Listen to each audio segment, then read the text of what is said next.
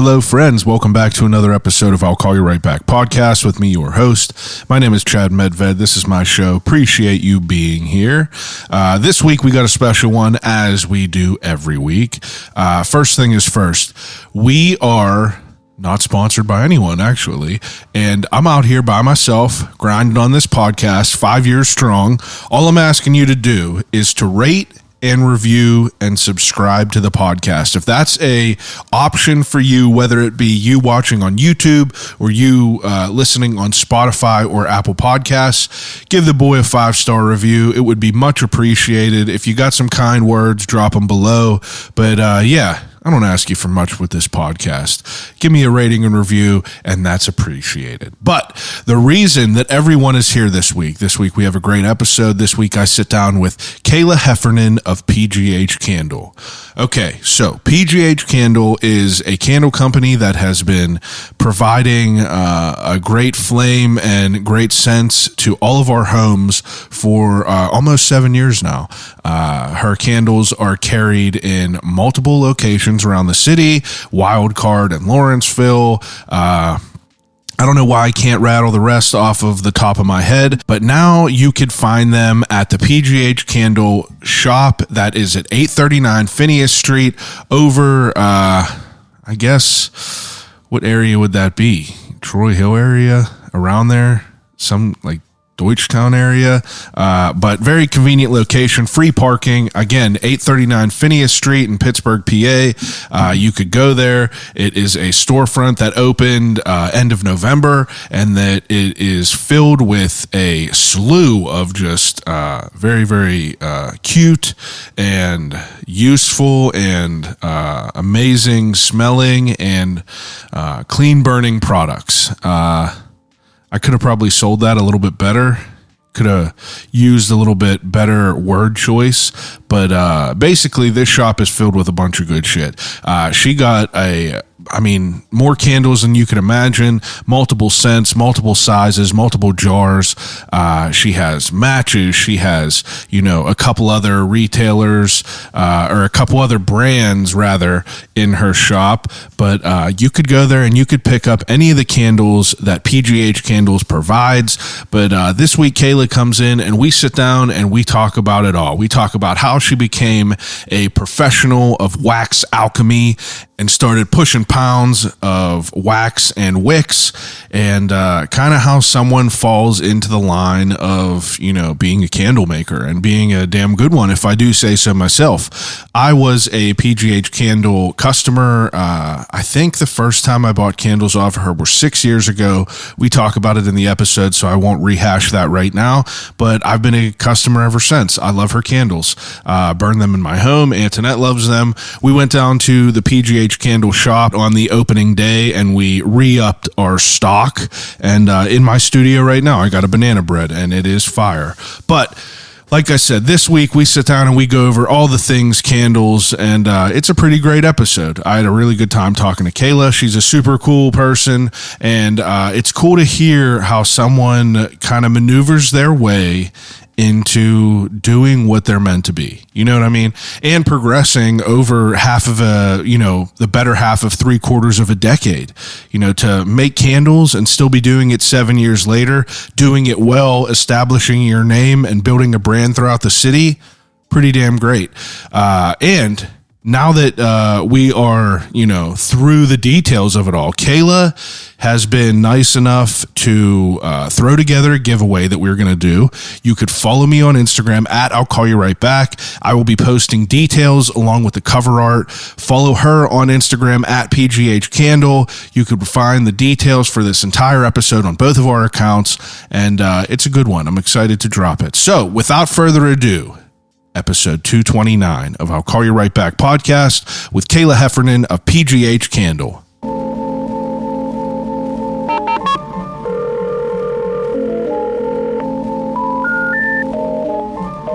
I gotta use the telephone. Hello?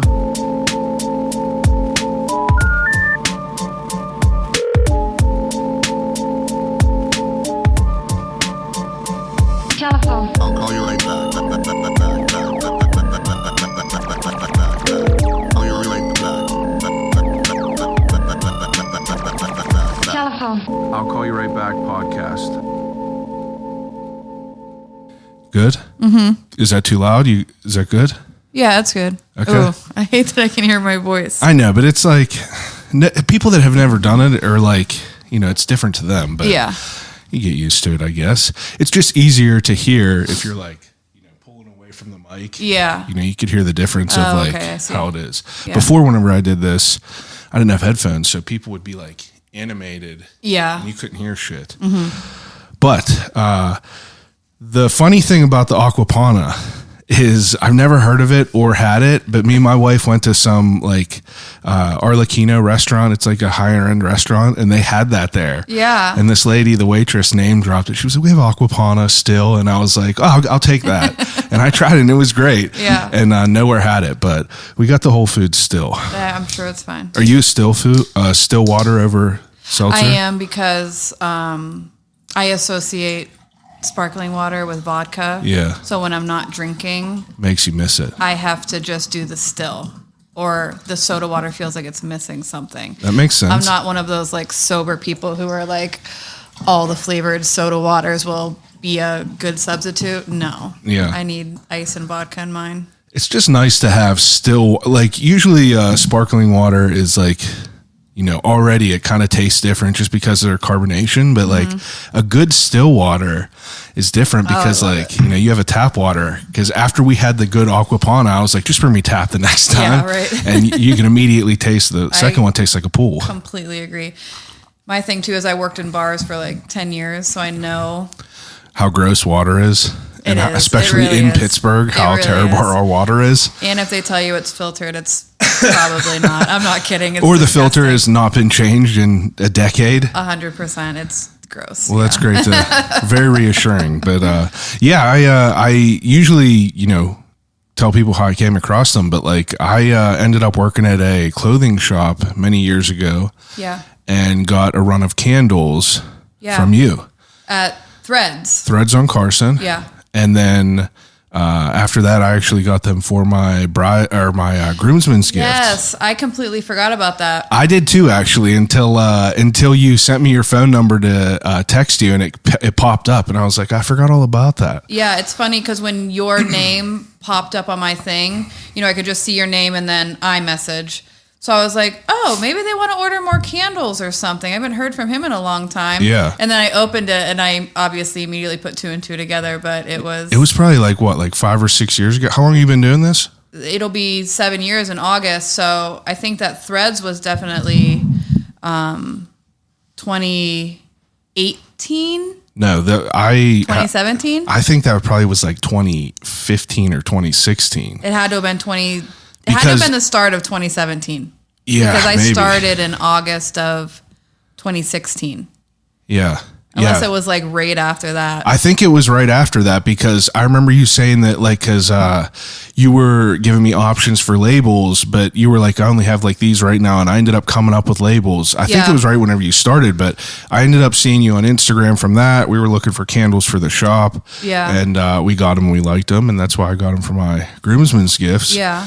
And I'm still a fan. I got one of them in the back there now. I could smell the banana bread when I walked in. That one's good. I like that one. We just got done with the rosemary and sage. Rosemary and sage. Yeah, that fantastic. one's good. Which ones did you do for your groomsman's gifts? I think half of them were coffee and half of them were whiskey. Did you put them in a special jar? I had them in a special jar. I gave them, I had like a box and shit. I had like Steve Buscemi from The Wedding Singer and everything. Yeah. It was a whole thing, but everyone loved the candles. Mm-hmm. I loved them. They're definitely good ones. Mm-hmm. But I saw you were opening a shop. And the north side, yeah. In the north side, and I figured what better time than now to talk to you about all this. For sure. But I appreciate you coming over. So, I mean, are you from Pittsburgh? I'm not. I was born in Erie, Pennsylvania. Wow, okay. Lived there my whole life. I went to McDowell High School. Where's that? Up there? It's up there, yeah. It's in Mill Creek, like a suburb of Erie. Graduated in 2009. Decided I wasn't going to do the whole college thing at first.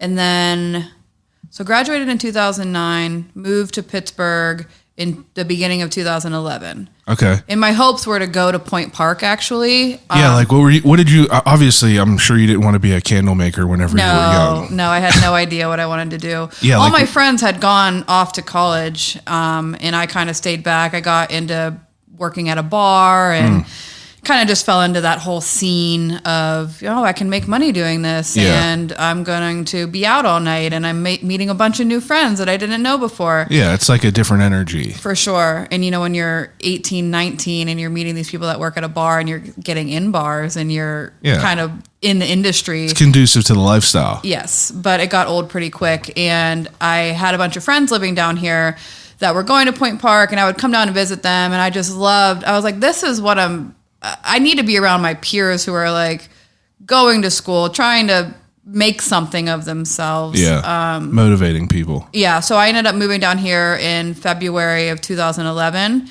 My one girlfriend from Erie her roommate had bailed. And they had already paid for the place for an entire year. The school paid for it. So she was like, you can move down here and just, take whatever, I don't even remember her name, take her bed, basically. It was a shared room in Mount Washington. Yeah. And she's like, while you get on your feet, I didn't pay the rent. I got a scholarship, so it's basically a free place. Why not, right? Exactly. So she let me live there from February to May. And I got a job. I think I worked at like Subway or something. I don't know, something stupid. Terrible job. I worked there too for a second. Yeah, I was like 19. Yeah. And then through that process, I was trying to apply to Point Park because that was the goal. I was going to go to Point Park. I was going to get a bullshit degree and try to make something. Well, before you even go to school, it's like, what are you like in high school? Like, what kind of shit are you into? Are you like a sports person or art person? Art for sure. Okay, yeah. I was bad for no reason in high school. Okay. Like, just one of those shit kids, Yeah. Well, the reason I asked that, I just asked that to try to get an idea of like what kind of things that you were into. Like, usually if people were like, oh yeah, I used to go to shows a lot, that gives you an idea of what type of person that was. Yeah. And that kind of fills in a little of the backstory of it all. But were you like what was your idea after, because everyone in high school is like, what am I to do after high school? Did you have any sort of idea what you wanted to do? Oh, I wanted to like travel the world. Oh, okay. I wanted to go to Europe. I wanted to just do everything all at once. Yeah. And obviously that's not realistic, but I had big goals and a small bank account, basically. As we all do. Yeah. So that was the original, like after high school, that's what I wanted to do. I wanted to like go to Europe for the summer and go fuck off and whatever. It didn't work out that way. And then you ended up down here. Exactly. Yeah. And then what is like the whole trajectory in Point Park? You said you said a bullshit degree, but it's like, is your mindset like, I just have to get a job? Yeah. I mean, because everybody, when you get out of high school, it's so pressured on you that if you don't go to college, you're never going to be able to get a decent paying job. So I had that mindset and I didn't even go. I didn't go to Point Park. I applied and then I was like, oh, all my friends had help, had financial aid, had rich parents, had all this shit that I didn't have. And I was like, oh, also Point Park's like $37,000 back then, $37,000 a year. I wonder how much it is now. It's probably crazy. Oh, I know. It's probably, and especially all the shit they've done down there. Yeah.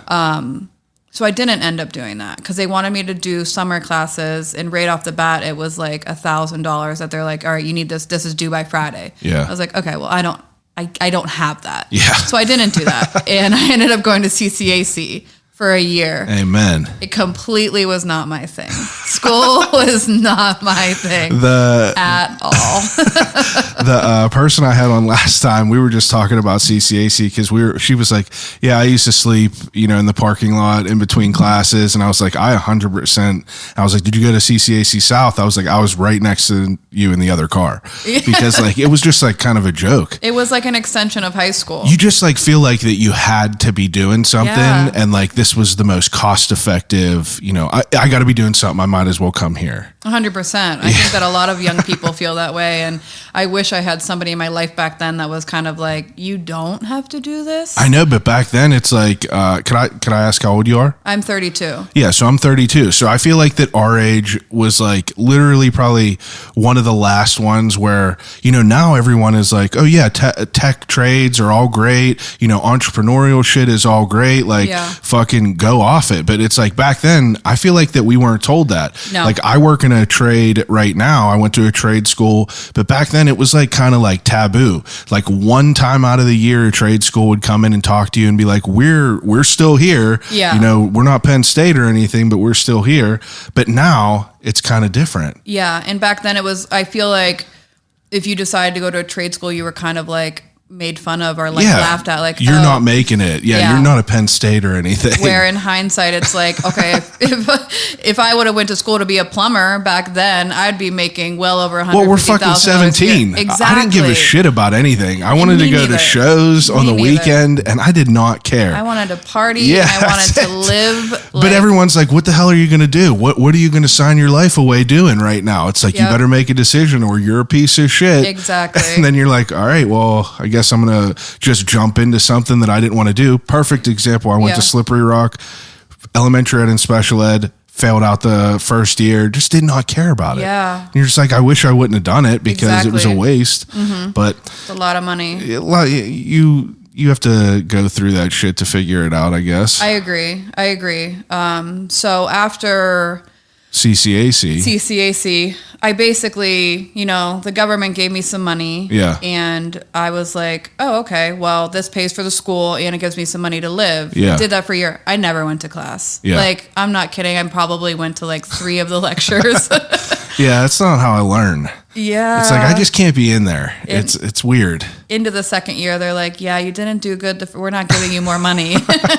Turning it off now. You're done. Now, while you're going to school, it's like you're working in the bar industry and shit? Yeah. Food and everything? Yeah, I got a job at Pittsburgh Steak Company. It used to be on the south side. It's not there anymore. I remember that. R.I.P. That was my first... that was my first like Pittsburgh restaurant job. That was at like a notable place. Yeah. Where I was kind of learning that, okay, I can work like 3 lunch shifts a week and like try to go to school or whatever. And I'm making $500 a week in cash. And I was like, this is plenty to pay my rent. Back then, I think, once I moved out of the Mount Washington house, I moved to Southside and our rent was maybe $900. This was 2012. Yeah. So I was paying the bills and it was fine and I was doing whatever I wanted. Yeah, content. Still. Yeah. And I just kind of popped around restaurant to restaurant. And at this time, are you like doing any entrepreneurial type shit? I'm drinking at bars. I'm working in the restaurant industry. I'm just living. Yeah. Not worried about a future. I had a boyfriend at the time and I wasn't worried about him. Like nothing bothered me. Yeah. I was just purely enjoying living and making money for the first time ever. And I just felt like content. Yeah. Until I got my job. I got like a final restaurant job, I call it. I worked downtown at Tonic. This is fast forward to 2013. What kind of restaurant was that? Tonic was, they called it just like a modern American eatery. It was there for like 13 years. Okay. I feel like it sounds like vaguely familiar. It was, do you know where Condado is downtown? Yes. It was that building. Oh, okay. Yeah. Condado actually bought that building and Tonic got kicked out. So. Okay. Yeah. That makes sense. I worked there for about 3.5, 4 years and I ended as the general manager. So I kind of, got a lot of exposure and experience. Yes, I was working the good and the bad, I'm sure. Oh my gosh, yeah. The owner of that place was a drunk. But I learned a lot from her. Yeah. And I learned a lot about how she handles her business and how she makes money and how she marks things up and what's smart to do and what's not smart to do. Advertise, all of this shit that stuck with me, I guess, because it was right after Tonic that I was like, oh, maybe I'm going to start doing something for myself. Oh, like that was like the kick in the ass to do it? Yeah. Well, it was a combination. I mean, the owner was a drunk and I was running her business for her and making her a lot of money. Yeah. And she would come to work wasted and yell at all the employees. Yeah, so you're doing like the heavy lifting and this lady's collecting the coins. Exactly. And she was just so unappreciative at times. It got to the point where it was, do you know the furry convention? Oh yeah. So come on now. Tonic was like their headquarters. Like, no way. Yeah. We had Anthrocon, everything. We made a special menu. You had a bunch of people in there from there? Fuck yeah. Now, let me ask you, while they're eating and drinking, do they take the helmets off? Sometimes. Wow. Sometimes they have these. We would actually have like 3-foot long straws that we would put in their. That's crazy. And we had the menu designed like by somebody who was like, how do I involved say with this? it. Involved with it. Involved Yeah. with So it. all of the drink names were like made sense to like their language, and it was like a party the whole time. I emailed and I messaged a couple that I found on Instagram. Never got anything back, but like I was really trying to get someone on here to talk about that because they do it every year. I want to learn about it a little bit. It's wild. Be like, how are you surviving in the heat in them costumes? Some of the costumes have like built-in air conditioners. Oh, I'm sure. I mean, they got to be like thousands and thousands of dollars. Yes, wild. 100%. So your restaurant down there was housing them, and just I have to find a picture for you. So during this like busiest time of the year, this was my second year working Anthrocon as a manager, as a general manager, where I had, made the drink menu, made the food menu so we could profit the most amount of money. I took a lot of time to do this as a general manager would. Yeah. You mean like rather than just having regular drinks, if you like punch it up to like something that they could gravitate towards. And they talk about it and they say the after party's at Tonic. We're getting lunch at Tonic. They did a whole menu for us. Like they just wanted to be made feel special as inclusive. They should, and we did that for them. And it was so much fun every year. But this final year, Denise, the owner of Tonic, decides to come in after her highest sales day in 13 years. Highest, number-wise. Decides to come in and start yelling at her employees. Did you upsell them iced tea? Did you upsell them Kool-Aid? We had Kool-Aid on the menu. It was honestly a joke. And she was just being so rude. Crazy. And I was like, you know what? Fuck this. I fucking hate it here. I quit. Did you? Now. You quit? I quit. I walked out. Wow. After her busiest day of the year. How did it feel? It felt so good. I was like shaking. Are you someone that is like, having the odd jobs that you've had growing up where you like, fuck it, I quit? Like, no. I only did it one time, but it felt amazing.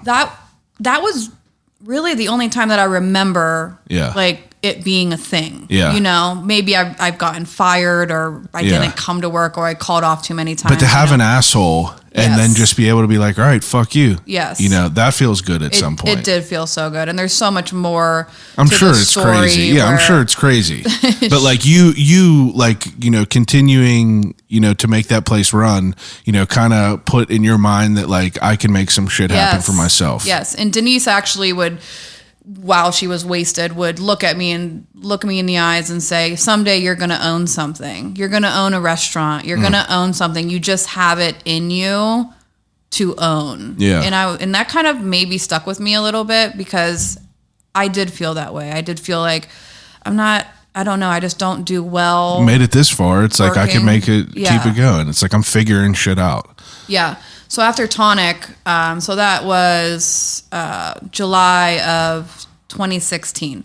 I took a whole month off because my friend Jesse was buying a bar in Morningside called the Bulldog Pub. It's still there this day. He still owns it. And he had asked me, he said, hey, I'm buying this bar.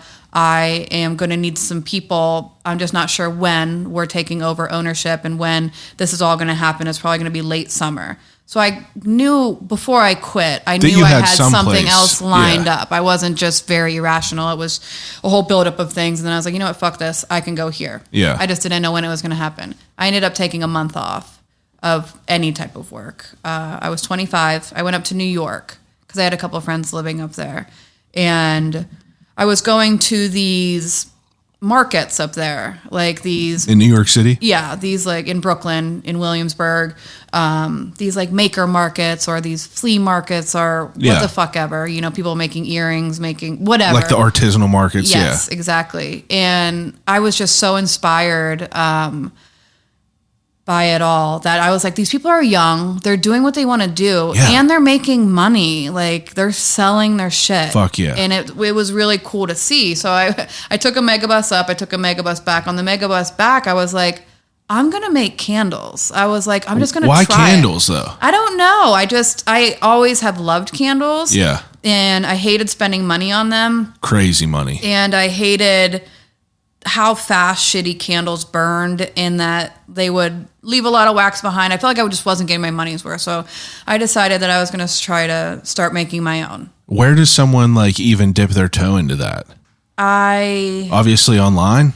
No. So at first, I remember talking to a friend of mine that had tried to make candles before just for like gifts or something. Yeah. And she recommended me to this website. And I ended up using that website. But at first I went up to like Michael's. Yeah, and just bought And I bought like paraffin wax and Wicks and like their fragrance oil, just shitty ingredients in hindsight. Yeah. Now I know that they're shitty ingredients, but I just started, and then just like, in your house? Yeah, just in my kitchen. I had a roommate at the time, and he was like, you can't be having all this shit in the house. You gotta put this somewhere. And I was like, I know, I'm working on it. Our house was tiny. It was like a 2-bedroom. Yeah, and to make candles, I'm sure you have a bunch of crock pots. Yeah. You know. Oh, at first I didn't even have those. These are just pots on the on the stove? Yeah, I used like pots on the stove with like a metal like double burner in the exactly. Yeah. It was something. Wow. Yeah. I mean, like, so you're just like, I'm gonna try to figure these out. Yeah. So I was like, I'm going to try to do this thing. I didn't have any intention of like turning into what you were going to be. No, not at all. Not at all. I just kind of did it for fun. Did it as I get ideas and I'll just do them. Run with them. And that's just me. And this was one of those ideas. So after I made the first batch, I started at the Bulldog Pub, and I'd bring them into work, and people at work would buy them $5 or whatever. Were they nice? Were the candles nice? Yeah. They were okay. Like now that you are, you're professional now, but like back then, were you kind of happy as someone doing it for the first time? For the first time, yes. Okay, yeah. In hindsight, I look at them and I'm like, those are the most disgusting Obviously candles now, you should feel that way now, but like back then, the first run of the mill, you're like, I made these. I thought it was the coolest shit ever. I was like, I did this. They set, they take probably about 2 hours to set, and just watching them turn into like a liquid into a candle, and then they smell good, and then you light them and you're like, wow, I fucking did that. Yeah, like, that's cool. Pretty cool. And then I think I started ordering stuff off of Line, which is the same company I still use now. They're like the best of the best. And I made an Instagram, and I did some labeling. Was it always PGH Candle? Yes. Where's the name? I mean, the name is obviously, kind of understandable, but back then, I just wanted something that was like Pittsburghy pridey. Like, I don't know. Like I liked it's good marketing. It is. I have to tell you, even just from the beginning, like your branding really is on point. It's very, it's very impressive. Like, thank you. Going into your spot, obviously, like I would see your candles wherever they were sold, and like the jars look good, the branding looks good on the labeling, but like I was kind of blown away how well you did up the spot in there. Like, really looks great. Thank All you. the branding is like really, really impressive. So that's like what I was most excited about to like try to talk to you about is, does that all come from you? Do you have the eye for that branding? Yeah. So this logo right here, that's like our original logo from 2016. It did not change. Yeah, I remember that. This text changed, just the font, but you wouldn't notice that. Wasn't it like a typewriter type of font? This right here was the same font as this. Okay, yes. But we changed that right before we did the mall. Jerome Charles, actually, we worked together, and he was a friend of mine, and I just asked him, I said, I drew it on a napkin, and I said, I want a round logo, because I think they look really nice on shirts, and that was my vision. I was Symmetry. like, on the back of a shirt, this is going to look sick. And then I kind of drew it, and then he came up with that with like the keystone in the middle, established 2016, soy wax, whatever. And that was like your intention from the beginning. You needed to have a logo, obviously. Yeah. And that's cool that you have the same one from the beginning. Yeah. That's good stuff. There was one like prototype before this, and it was a keystone with like a flame coming out the top, and then it was just PGH candle like inside the keystone. And I ran with that probably for like a couple weeks or a month or something, and then he came up with that, and then that was it. You're like, that's it, yeah. Yeah. Spoke to you. Yeah. And then we started doing like labeling on the candles that you could write on yourself. Because like how many hours, that way you don't have to have 6 different labels. Exactly, because obviously when you're first starting something out, you don't have all the money. Extra funds to. And this wasn't like a grand idea that I was going to go to the bank. Yeah, like how big was your scale in the beginning? Like, are you doing like 20 at a time? No, they was a little bit bigger than that, only because the connections came fast. Okay, that's what I was going to ask. You said you were selling them like one-off at the bars and stuff. Yeah. But that kind of moved past to batches and stuff? Yeah, so I just knew back then, I knew a lot more people than I know now. Well, I still know them, but my connections were stronger because I was working in a bar and I was getting tattooed and I was going out to eat and I was just around. So the first connection actually came through my tattoo artist, Jessie, who owns a place in Lawrenceville called Lantern Rose. I've been getting tattooed by her for years, and I had brought her a candle. And then a couple weeks later, Dana, who owns Page Boy, which used to be in Lawrenceville, came in and said, "Oh, we need some new local candles." Jessie gave her my info. Like that. Yeah, they started following me on Instagram, and I went in, I met with her, and she said, "We're carrying these candles now. They're not really selling. We would love to carry your stuff. You're local to Lawrenceville. We're in Lawrenceville. I think that they would really sell." And I was like, okay, yeah, like, let's work together in order. Now, where's your mind at, like, with the product? Like, are you to the point where you're like, shit, I got to try to figure this out? Are you happy with the recipe? Yes, I'm happy with the recipe. I'm happy with the final jars that I've picked. Okay. I'm happy with the ounces. How long did it take you to get the recipe down?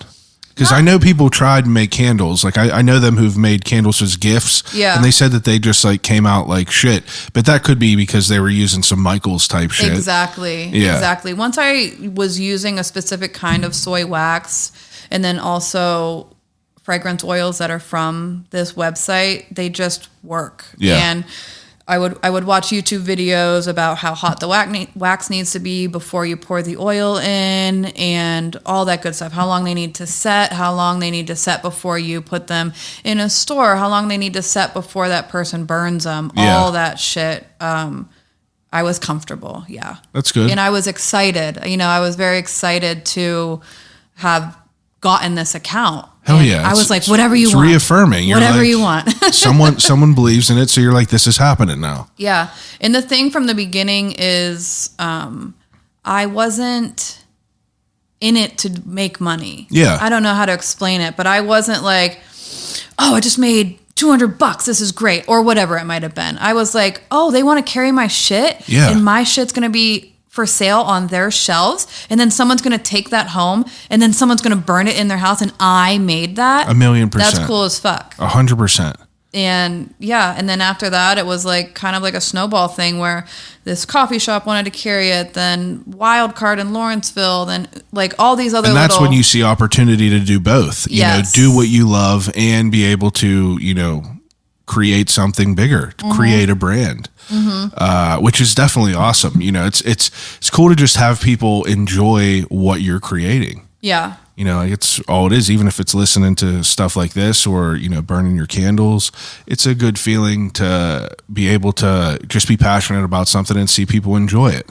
I completely agree. And then when you see it, I don't know. I still do it to this day where I look around the store and I'm like, I have to take a step back where I'm like, this is cool as fuck that I did this. Yeah, you got a dope spot. And sometimes like it becomes so normal that you're like, oh, I'm doing this, I'm doing that. Yeah, you get stuck in the whole rat race of it all. You got to like step back and just be like, this is dope. And it's cool to be able to see that. I was like, I had no idea where it was whenever you posted it at first that you were opening the spot. And whenever we pulled up, I was like, no way, like perfect. Got a parking lot. Like you couldn't ask for anything better, really. I know. We lucked out with finding that space. Before we get, but I don't even want to talk about the space yet. Let's keep where we are because we'll get tangential. So you got all these accounts and you're building your brand. Now, what's it like being at a home studio with having multiple accounts and trying to fulfill these orders? Is it difficult? Okay, so yes. And I had mentioned about the roommate that was like, you can't have this shit in here, basically. I would be pissed if I was a roommate. I'd be like, get out of here. So would I, and it stunk all the time. You know, there's a bunch of different candles being poured. You know, I didn't think about the smells. It's not just one banana bread candle. It's a banana bread, an orange blossom. Exactly. It stunk. It was strong, too. I didn't think about that. And if you're sensitive to that type of shit, you could definitely get a headache. So that's probably about October that Page Boy deal came through. So that October, November, December. Are these like big deals where you're like, you know, this is going to, you know, give me some leeway to like try to scale up a little bit? Or is this just like, you know, and I don't ask that to like, you know. No. You get what I'm saying? I'm trying to think. They were probably like each order was probably around like $700. Okay, yeah. Like how many candles was that? Like how many candles were you giving them back then? Was that just like a one-off order? I want to say their first order was probably like 48 to 60 to 80 candles, somewhere around that range. Yeah, where they put some on their shelves, and a lot of the employees bought them at the wholesale discount price too. Yeah. So the order was a little bit bigger. Well, that's why I was asking, just because like I was just wondering like if this was, whenever you said an account, was this just like, oh, I needed to have this many candles ready for them every month or something like that? No, you know what I mean? Yeah, I understand. So they placed the order and they ordered what they want to put on their shelves, and they weren't sure how fast they were going to sell. They had enough to have a little bit of back stock and refill whenever things were sold. And then when they sold out, they probably placed another order like in 3 months. Okay, that's cool. Depending on how, I don't really remember back then when their second order came in, but they did. They still carry my candles to this day, 7 years later, 6.5 years later. So that's pretty cool to see. That is cool. Now, you like back to your home studio and building out these orders. I got a studio space in January. Okay. So three months after that Page Boy order, we moved into, do you know where the Mine Factory is it's like the Wilkinsburg, Point Breeze border, right by East End Food Co-op. I think I do know where that is, It's a building directly across from the East End Co-op. It got bought by developers a while back, and they completely transformed this space into like nice studios, or I don't know, like there's like a robotics thing in there. There's a bunch of like modern shit. Anyways, I got a studio in there. Yeah. I got a 500 square foot space for $400 a month. And I was like, this is perfect. Yeah. I set up some tables in there. I set up all the equipment, and I was working out of there. But that's perfect. You got enough room to like, you know, get your shit going. You don't have to have, and that's probably so beneficial that you don't have to like tear everything down. You go 100%. Home and then just walk back in, and it's right where you left it. Yeah. And it was definitely nice to have somewhere to go, work, get my mind off of everything. And just kind of have this escape where I'm like, okay, I had my computer set up in there. I had my printer. I had my bulletin board with the orders. I also had in that time I launched a website. Yeah. So I'm getting online orders. I'm getting in-person wholesale orders. Is this all just you still? This is all just me. Yeah. Yeah. And yeah, we're working in this space, and we were there until COVID. Wow. We were in that building for 3 years. Yeah, 3 years. Wow. Mm-hmm. And in that 3 years, you know, like obviously the level got stepped up. Like the branding was pretty impressive. Like we talked about that before, but it's like, how are you sourcing people to do your branding? Are you artistic in your own way to do that? So, I used if I needed somebody to help, because I know Adobe Illustrator, and that's basically all that I use. But if I would have trouble, then I would source it to my friend Jerome, and we're boys, so I would just text him, and again, an idea on a napkin or a piece of paper. Love that. Hey, what does this cost? Can you put this out? What would you do? And then he would 3 hours later send me something. And I'd be like, that works good. I'm like a one per, like if you, you're not too high maintenance with it. No, I don't need 10 options on a board that are slightly different. And I'm like, well, option 1 and option 3, let's tweak those. No, I'm like, give me one. If I like it, I like it. If no, just give me another option. But I can't see them side by. That's not me. Yeah, that makes sense.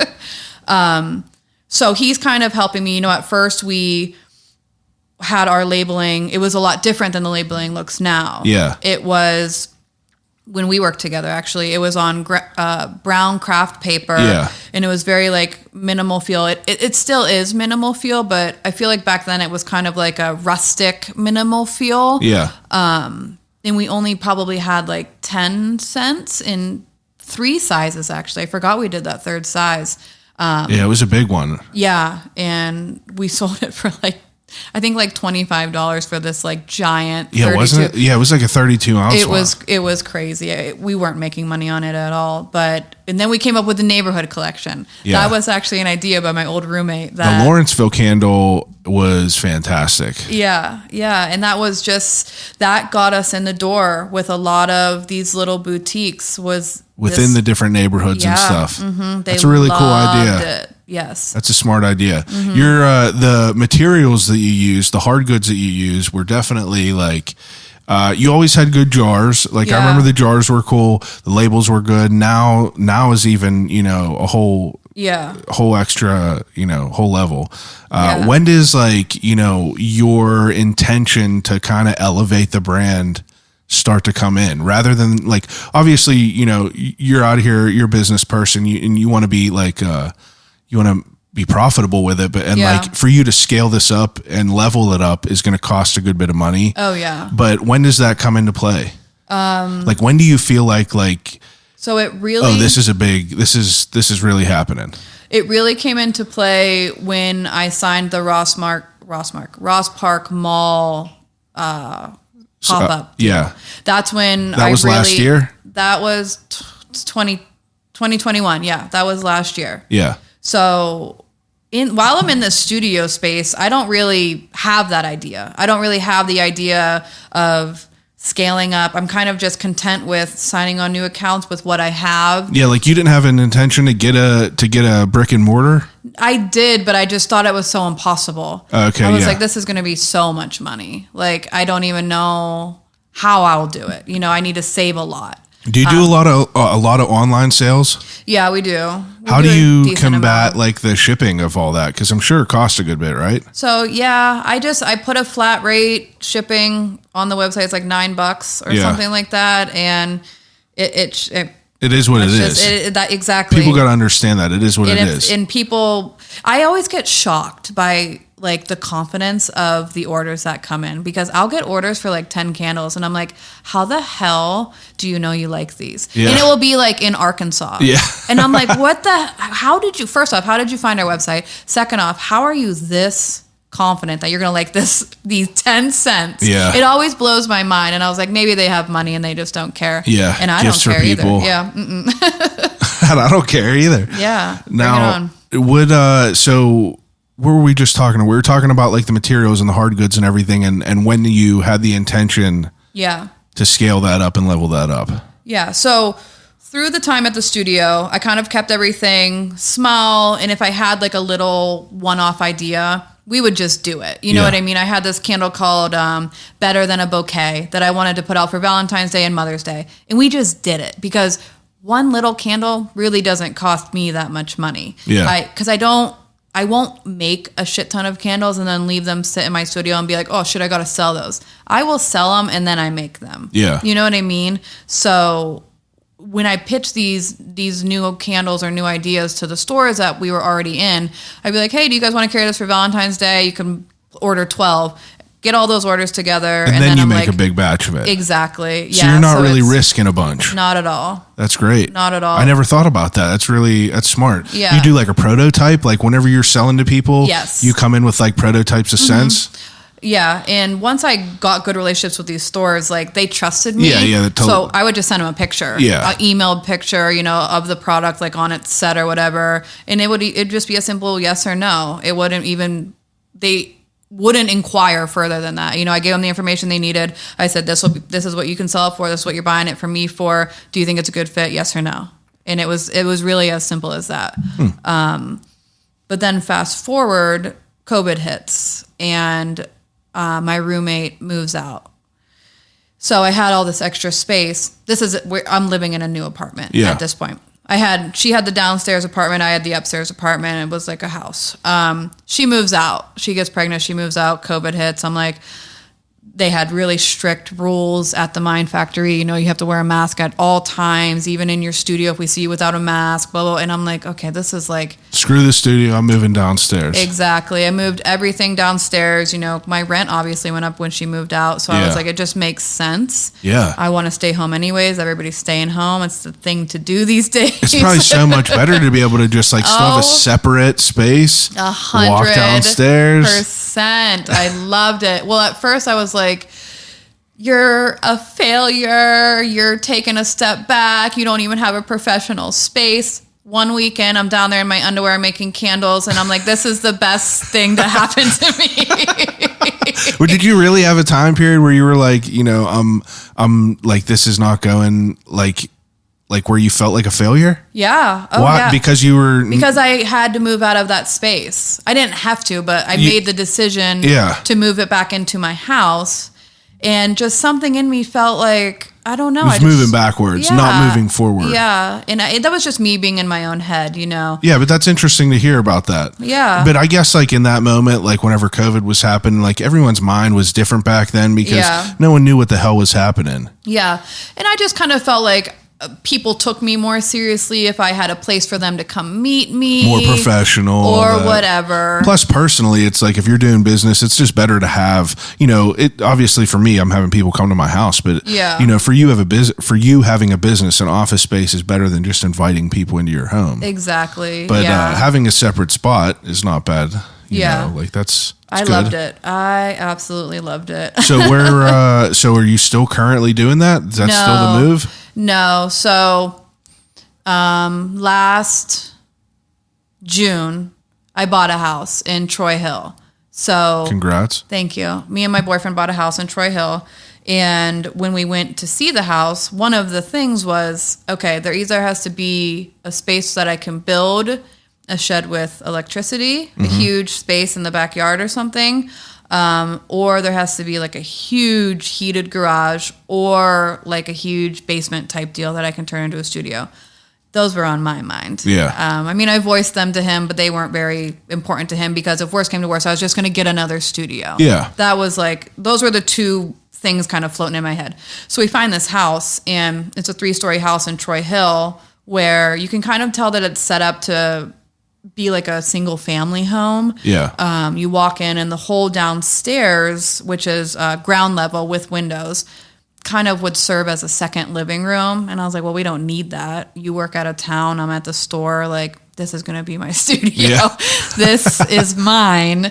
And we it's about a 500 square foot space down there. So we completely like transformed it into, my studio where I make all the candles for the store. Wow. It's probably like double the size of this. Yeah. So it's large, and I have everything down there that I need. It's nice. And that's where you work at, and that's where you fulfill all the orders? That's where I do like half and half. Yeah. Now that we have the store, I do like half and half. Yeah. Because now while you're, in your house and you have this, new studio there. Yeah. It's like, do you have the mindset of a store yet? No. Because when was this? This is like 2021? This is COVID. So no, I did not. When did you move into your house? 2020. Oh, 2020 you moved in. Summer of 2020. Yeah, it's weird. It's weird to think about that. I moved in here winter of 2020. Yeah. And it's just like kind of a blur. Yeah, it really is. When I think that this summer is is going to be 3 years ago this summer. It's very weird. It's strange. Like time like didn't exist So, back then. I mean, like, are you still like, selling with COVID happening? Yeah, we had like 2020 was our best year. I bet people were Like, stuck at home. They they're want their stuck at house to smell home. good. They're getting that government money. They Cozy are in there. Their apartments stink. Yeah. They realize it, Yeah, it's and they're musty in there. We've just been sitting, Yeah, breathing right. in here all day. That and our online sales like quadrupled. It was crazy because I was nervous. I mean, I was working at a restaurant still at the time. Yeah. I had up until I opened the brick and mortar, I had been splitting my time, restaurant and candles, always. Yeah. But at the time back then, I was working for Big Burrito over at Alta Via in Fox Chapel, and it's a very nice restaurant, and I was making decent money there. So then when COVID hit, I was like, oh, I probably won't get approved for unemployment because I also own my own business, and I don't know how that all works, but I did. I told them, hey, I own my own business. This is how much money I make from that. I also worked in this restaurant. This is how much money I made from that. And they said, okay, well, yeah, we'll give you unemployment. And I said, sick. Nice. That's awesome. So I wasn't really, after that, I wasn't really worried. Yeah. Because, we all didn't know what was going on during COVID, especially me trying to sell you something when you don't know if you're getting money. Yeah, you know what I mean? 100%. Like we kind of all didn't really know what the fuck was going on. Yeah. So having that little backup was definitely nice. And then the fact that people were still shopping online because they couldn't spend their money anywhere else was awesome. Yeah, especially, and people wanted to that whole like shop local movement. Oh, yeah. And that's great. Yeah. It's interesting to think about that whole like time now, I know. If we're right now, we think about it, it's just weird. Mm-hmm. I remember back then that all I wanted to do was like go shopping. Yeah. I just missed it. I wanted to be out like, of the house. Yeah. Let me spend some money on something. Mm-hmm. It was like, and for a lot of people, I think it was like, the little part of, they were excited, Yeah. Go outside, oh, I got my package today. Yeah, 100%. And that was like the highlight of their whole damn day. And that's sad, but I mean, that's just how it was. That's how it was back then. That's we how it didn't was leave back the then. house. I don't know. Well, when does the idea of a storefront come into play? So that was 2020. So we're going to fast forward to the next year. I'm still like in my house working. Yeah. We're going back on and off to the restaurants. They're closed one week, they're open the next week. It was very frustrating, actually. So fast forward to beginning of summer of 2021, I had met with this lady who was opening a store up at the Ross Park Mall, and she wanted to design a custom candle, which we offer that. I always meet people at a coffee shop. We go through jar options. You did it with a thread. Yeah. And we're talking, and she's telling me like, you have a great product. Like, you should open a shop up at the mall. You should see if you can do a pop-up at the mall. Prices are really cheap because everywhere had to close during COVID, and they're still offering discounted rent. Yeah. And she kind of got this idea rolling in my head, and she threw out numbers that weren't realistic. In hindsight, they're not realistic. She said, this store that I met with, they made this much money in just a holiday season. And I was like, okay, maybe I'll inquire, and I'll see how much they will sell me a small space for, and see if they are willing to do a local pop-up. Yeah. PGH Candle at the mall for 2 months, get your holiday gifts here, whatever it was. So I reached out to one of the ladies that is in charge of leasing at Ross Park Mall, and she said, we have this space that was housed by a CBD company that went bankrupt during COVID. They left in their contract, they had to leave all their shit to Ross Park, or Simon Mall, which Simon owns a bunch of malls across the U.S. And I went and I looked at the space, and it was, I don't know if you ever went to the one at Ross Park Mall, but it was like... It's the one that you were at, is what you're talking about? Yes, yeah, it looked incredible. Yes. So, as you know, it was like a kiosk space, but it was like a double kiosk space that you could walk inside. Yeah, it wasn't like, just a little like, hut. It was like, something more than that. But I just saw it whenever I was like researching for the episode. Yeah. And I showed my wife that, and I was like, man, I've never seen like a kiosk really look like this. Yeah. It was almost like an installment. It was, yeah. So, and I felt very lucky to have found it. I mean, the price was high. the price was $6,000 a month Oh, in rent. Isn't fuck. that make you sick? So Jesus. So I had. Is that a holiday rate? Is that like? Is it up more because of the holiday? It was cheaper because of COVID. She pitched it to me again this year, $18,000 a month. I'm not kidding you. 18,000. 18,000 at Ross Park because they were getting a Gucci store, and I said, okay, I don't. The numbers don't make sense, I lady. feel like queasy. Like, yeah, I know. It's disgusting. Well, it's even weirder because like some of these shanty ass places that are in there now, I know. It's like, how the fuck are you doing it? I know. So gotta have some weird shit in there. I know. You know, the crystal stores. Like I got nothing against crystals, but like how many people are buying crystals to support an $18,000 store? The lady that owns that store is the lady that wanted to do custom candles. And she didn't even end up doing the custom candles. Well, because I was like, hey, you put this idea in my head and the store happens to be right in front of your store. And Wow. when we're doing it. So I don't know if you still want to buy those candles from me. So she didn't buy them. But anyways, crazy. at that point, this idea is just Well, what made you think that I was worth it? because of this lady that I met with, and she said, these are the projected numbers for the mall for this holiday season. You know, it's 2021. People are going to be out shopping because they couldn't do it in 2020. That's a good point. They were all good Was it points. worth it? It was very much worth it. Okay, Yeah. then that's cool then. Yeah. Was it like, were you working there? Were you the one working there? I was. Was it crazy? Yeah, at times it was, and at times it was really dead that I was like, what the fuck did you do? Yeah, okay, yeah. And we had 2 other people working for us. I mean, leading up to that, you kept asking me, when was this time that you elevated your brand? It was then. Yeah. You know, once I got approval to... I noticed that because you had your reel and it was like right over like the labeling and you had the nice floral designs on there. And that's whenever I started to notice it because like, you know, that's where you really had an opportunity to like have like the branding be displayed. Yes. And, you know, before that, I just felt comfortable in what I was doing. And there was no reason. I wasn't reaching a broad enough audience. And the audience that I did have liked my product. Yeah, if it ain't broke, don't fix it. You're going to put a bunch of money in there and it's already selling. Exactly. So leading up to Ross Park Mall, this idea is brewing in summer. Yeah. So we end up signing a lease. I hand over a check for $12,500. That's and I wild. was like, holy fuck, we're doing it. Yeah. We're doing it. September, and obviously I can't make all these fucking candles in my house. That's what I was just literally going to ask. So if you are signing a lease for 2 months and you know that like shit's about to be popping, you know, what's your mindset as far as like a small business, you know, not even just an owner, but a maker as well? Yeah. It's like, how do you prepare for how much shit to make? Well, I never done this before, so I really didn't know. We ended up finding a space through a friend out in New Kensington. Deep. Yeah, this dude that I know, his dad owns this old aluminum factory out there. And I said, hey, can I rent one of these million rooms? It was so weird out there.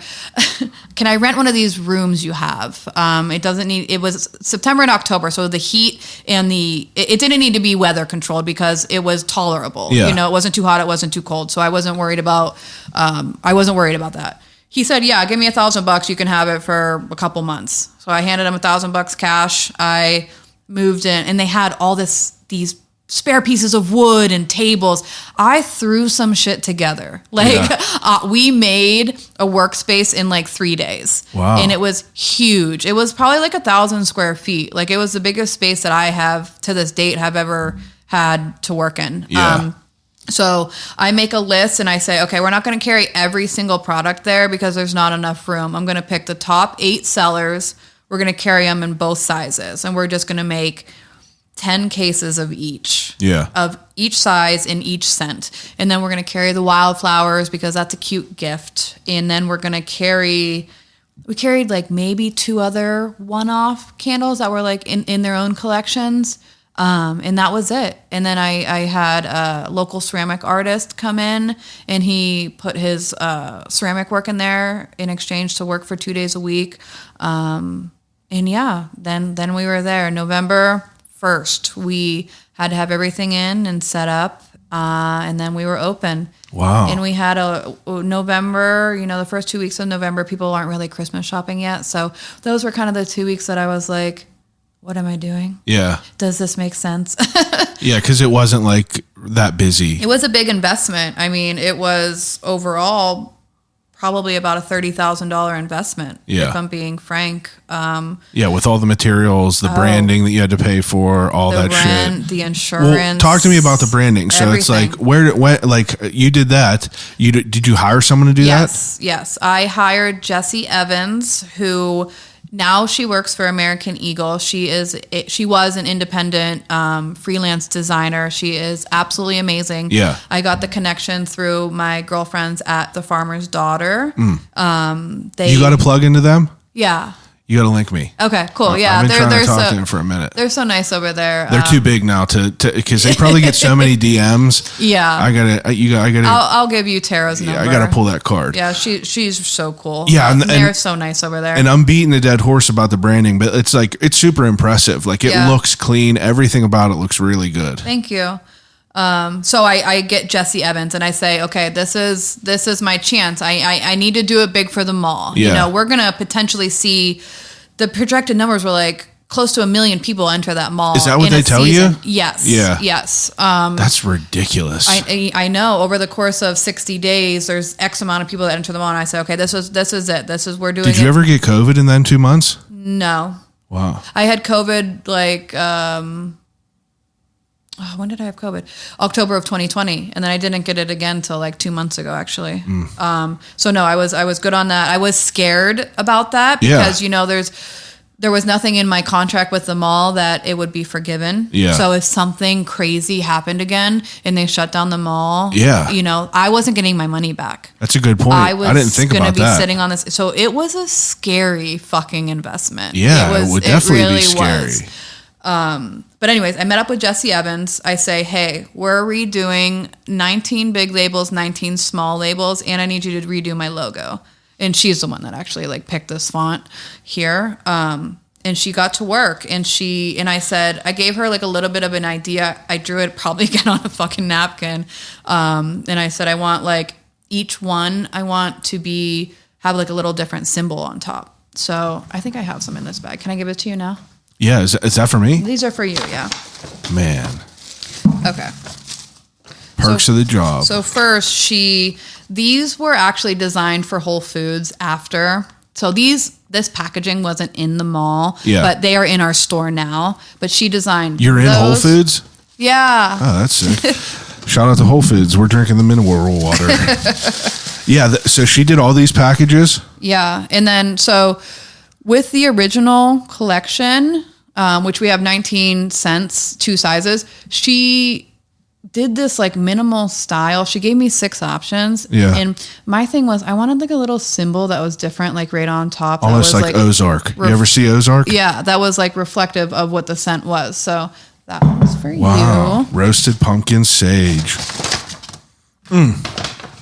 Now let me ask you this: as a professional candle maker, what's the proper way to jump into a candle? Like you always see, you got to trim the wick. You know, what's the right way to do this shit? Okay, so I give these cards like with every order, online, in store. Oh my God, the downtown. Doesn't that smell good? Oh wow. Man. We give these cards because it's it's something that I didn't know before I started making candles. So I definitely say to trim your wicks to like a 1/2 inch to 1/4 inch, somewhere around there. And then the first time you light it, I personally think this is the most important, but leave that bitch lit for like an hour or 2 hours. All the way across the top. Exactly. So it doesn't canoe. Exactly. Come on, I know exactly. a little bit. I figured out how to fix a canoed candle just by wrapping tinfoil around it. You've been watching your TikToks. Not TikTok. I am not on TikTok, but I am someone who solves a problem whenever I come to it. But I had a brand new candle that I bought from one of the big box brands, and that's the thing. I only lit it for like 20 minutes, and I had to leave, and the fucking thing was ruined. Yeah, and I literally was about to throw it away, and then I just Googled it, and I was like, all right, this fixes it. Yeah, or if you have like a heat gun, which not everybody has, but you can just like melt the whole top and then get it like nice and even.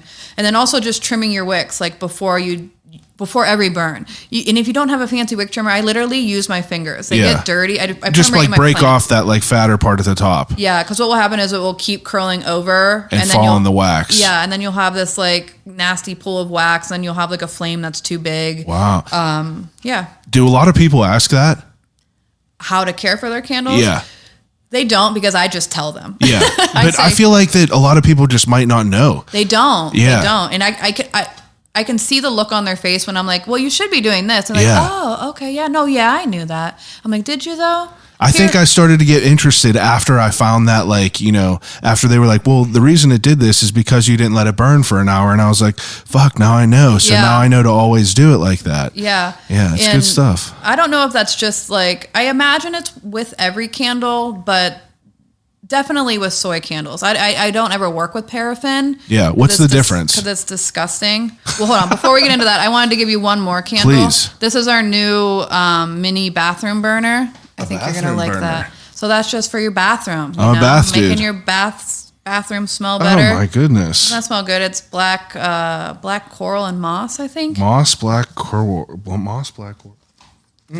I got to open the wildflower one and smell it. Yeah. That candle is really neat too. So that was an idea that we came up with probably like 2018. I wanted to come up with an idea of how the consumer could learn how to clean out their jar and minimize candle waste. So this candle actually teaches you how to clean out your jar when you're done. It gives you a little piece of paper that has seed labels in it, so you can actually plant that back in the jar. I saw these whenever I came. Yeah. I came on the opening day. Yeah. And I saw these in there. I thought that was such a cool... They're cute. It's such a cool idea. Too. Yeah. And you can use them for other things. You know, if you have like a super cute candle jar that you're like, I don't want to throw this away, use it as a pencil holder, as a utensil holder. It doesn't matter. It's just, you know, teaching people how to be able to clean them out. Hooked me up pretty good. I appreciate it. Hey, you're welcome. The downtown. Unreal. Very, very good. Now, she obviously killed all the labels, everything like that. You killed it at the pop-up at Ross Park. Yeah. Now, was that like you know, you said it was a successful endeavor. It was. You know, like, what is your mindset after that? You know, obviously at that time, you know that people were buying your shit. Is that whenever you're like, I'm going to open a spot? No, still no. I love it. So doing the spot, I mean, and they asked me to stay. Ross Park Mall asked me to stay. And what does that mean? Like in that kiosk? Oh yeah, they asked me to sign a 3-year lease, and I was like, laughed at them. I did. Well, because I was like, my numbers were good, but they weren't the numbers that they told me that they were going to be. Yeah. You know what I mean? So I was like, it doesn't really make sense for me if I sign a 3-year lease. You know, I'm going to, and you have to be open mall hours. You have to.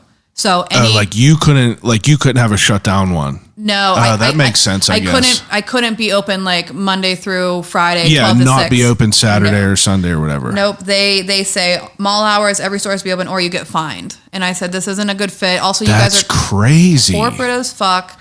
Like this just really isn't my vibe. Yeah. And I knew that from the beginning. I was like, this isn't PGH Candle's vibe, but this is the vibe we need to go with now because we need to get our name out there. It's necessary evil. And that's exactly what had happened. I mean, the customers that came to Ross Park Mall are different than the customers that come a million percent the north side. Yeah. I mean, I still see some regulars and I do love seeing them. We've been burning your candles since 2016. But it was probably worth it to have all these new eyes on all your products. 100%. Especially if you have like, you know, that type of branding that's like kind of focused. I mean, it's kind of focused on all different demographics. Like, yes. You know, it's kind of open to everything, but it looks good to the point where, I don't know, like Whole Foodsy is a perfect way to describe shit. Yeah. Whole Foodsy. Yeah. Hey, you're not wrong. And that was the idea behind our original collection. So I wanted to make something. It's a white candle. We don't use any dyes, and the label is also white. It's very minimal, so it can fit in any decor. It can fit in any space, and it looks high end, and it looks nice,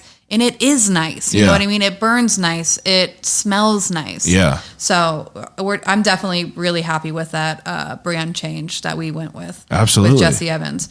So after the mall, I took a little time off. I went over to Europe for a little bit. And wow, you got there, huh? Yeah. How long were you over there? I was only there for a week or two. I went skiing. Skiing? Yeah. In Switzerland? I'm a skier. Jesus. Yeah. That was the last thing I expected you to say. Yeah. So you went to Switzerland? Where else? That trip was just Switzerland. Wow. Yeah. That's unreal. I've never been out of the country. Oh, really? We have to, yeah. You gotta leave. You gotta get out of here. I know. I mean, I was someone who grew up, and I never even went to Pittsburgh until after high school. Yeah. So, after I moved out from my hometown, now I'm starting to spread my wings a little bit. And obviously with the podcast, it's been giving me, some opportunity to meet new people, do new things. Yeah. But I got to get out of the country for sure. Oh yeah. Switzerland is beautiful. It's like you're driving around on a postcard. But anyways, I took a little bit of time. I took January off because I told myself, I was like, okay, after all this hard work, I'm not going to be accepting wholesale orders. I'm shutting down the website. I'm taking a month off for myself. Yeah. Because this past year has been absolutely crazy. So I come back in February, just start resuming business. Do you feel sick whenever you take, your time off where you're like, oh my God. Yeah. Yeah. I mean, I feel like you would have to, it would feel weird to just turn it all off. Yeah. Well, back then, it was okay because I didn't have a physical store that I had to attend to and make sure everything was perfect because people were seeing my shit. So it wasn't that bad back then. Are you a control freak? Yeah, a little bit. And I try to not be. That's all right. I ask everyone that because I'm definitely a control freak. Yeah. But I feel like that, the majority of the people that are doing the thing that they're doing, they're kind of a control freak. And it's kind of what got them to this point 100%. To some extent. Yeah.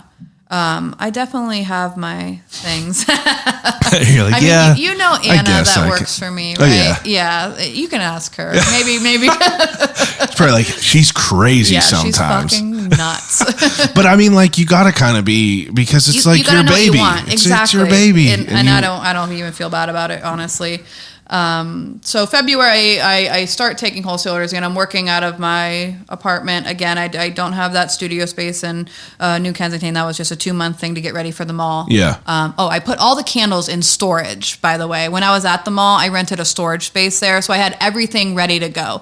So December and November, I was not making candles. Storage space at the mall? Well, not at the mall because they try to charge me $4,000. Do they have storage spaces at the mall? Yeah, in the back corridors. Oh, wow. I guess that would make sense. So expensive for the convenience. Yeah, that's I rented crazy. A space across the street and I just drove them in every day if I needed to. The audacity. Yeah, right.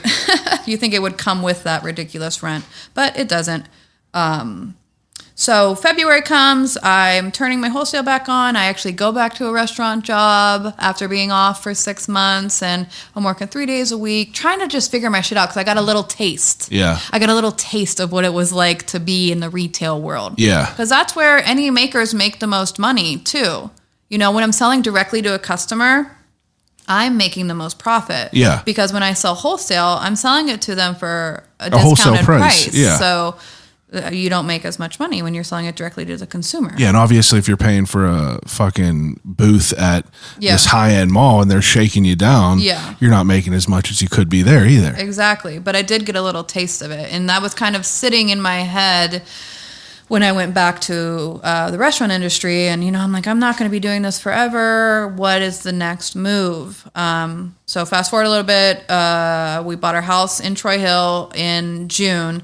And during that summer, I think it was maybe July. It was Deutschtown Music Festival, whenever that was, maybe July. We were in this parking lot. I was bartending for Straub Brewery. And I noticed this little white building overlooking the city. And I was like, how the hell have I never seen this building before? Yeah, what was that? It is so cute. I think back in the day, it was like a service garage. Oh, wait, that's been there for a minute? Yeah. Oh, wow. It's been there I for thought that was ever. just put in. No. Oh, that's cool. It was old. So it's actually attached to that house that's behind it, which is now also a business and apartments.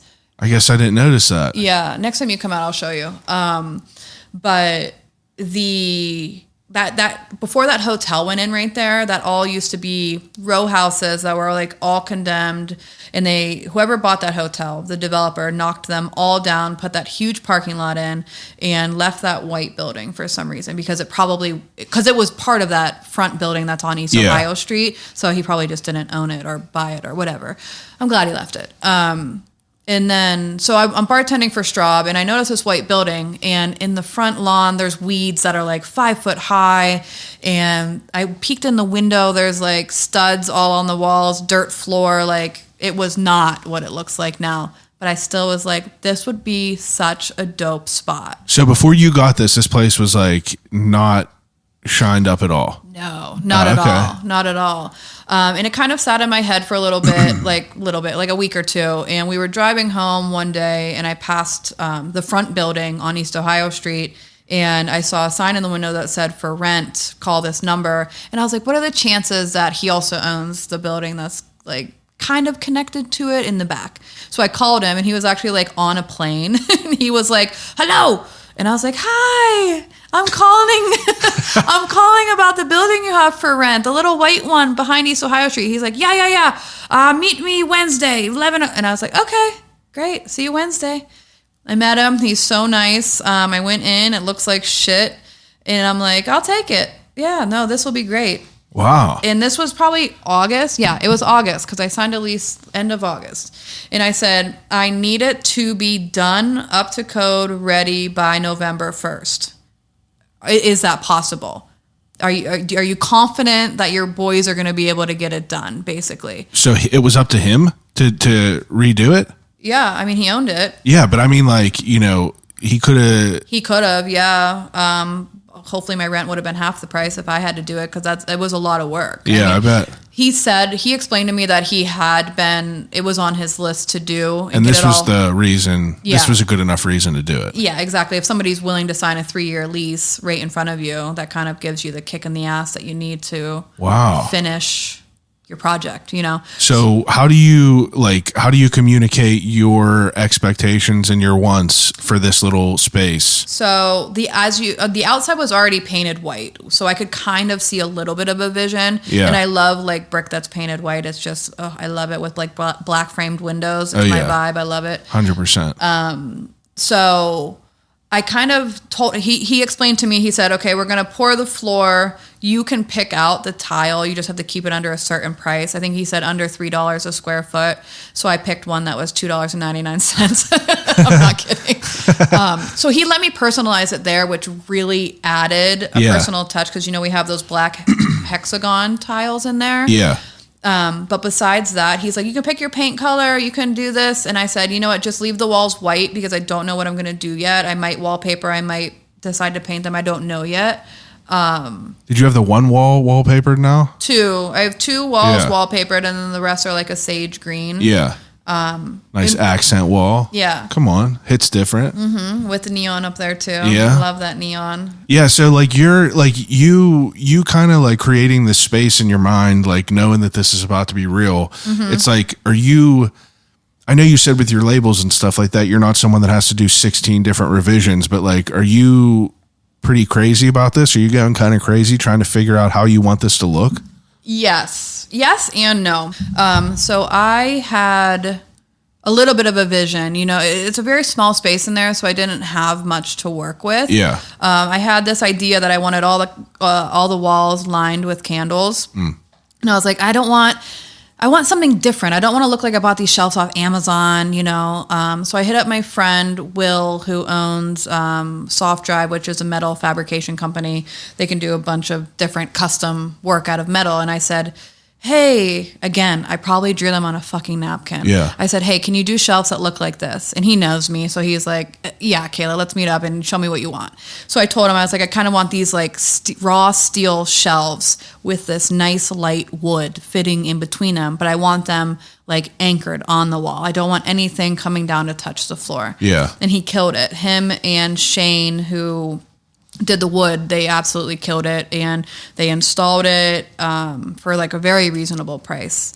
And then I found these buffets from Anthropology Home Outlet up in North Hills. Yeah. And I snagged them because they were on sale. We refinished them, repainted them. And then once I kind of got those in there and played around with them. Started to see it. I started to see it. And it was like the vibe kind of came together. The vision kind of came together. It's definitely a vibe in there. Yeah. It's a really good, you know, it's very well done and well put together. Everything feels, you know, kind of interweaved together. Nothing really feels like out of place. It all kind of has that like central through line. Yeah. I liked it in there. My wife loved it. Yeah. You know, whenever we came in, it's a good little area you got. Yeah.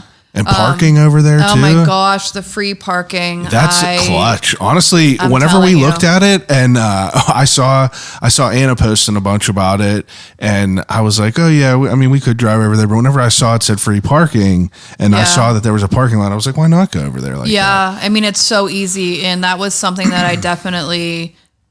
That was one of the highlights when we did that event with Straub, and I saw it, and I was like, oh, this is their parking lot. This would be my parking lot. Yeah. It's actually owned by the hotel, but they're German clubs right there as well. So they don't really care who uses that like center parking lot because it's just hotel overflow. Yeah. And the dude that owns the hotel is cool as fuck. So he's just like, use it if you want. He's actually letting me put a billboard up like in the center area for free. Like he doesn't care. That's awesome. He's really dope. So that was definitely one of the selling points was the parking lot, and it's right off of 28 and 79. Once you learn where it's at, it's so easy to get to. 100%. It's literally right there. Yeah. And the view of the city is like my favorite thing. I just like stand out there and look at it sometimes, and I'm like, wow. It's so definitely cool with like where this all came, you know. Like from you starting in your house to like getting yelled at by your roommate to like having this cool studio space to having this like awesome storefront. It's pretty full circle. Now, are you doing this full time? Yeah. Oh yeah. Gotta the store is right? open. Yeah. I put my final notice in at the restaurant, I think end of August. And then we got to work. We took 2 months to prep inventory for the store, September and October. And then our lease started November 1st. So we were in there painting, wallpapering, putting the shelves up, putting the buffets in.